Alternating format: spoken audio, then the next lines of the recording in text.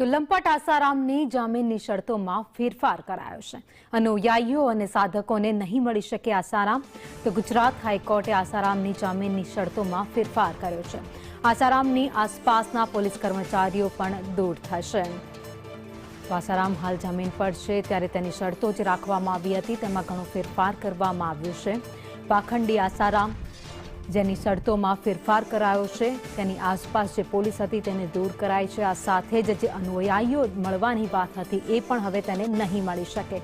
ગુજરાત હાઈકોર્ટે જામીન શરતોમાં આ મોટો ફેરફાર કર્યો છે।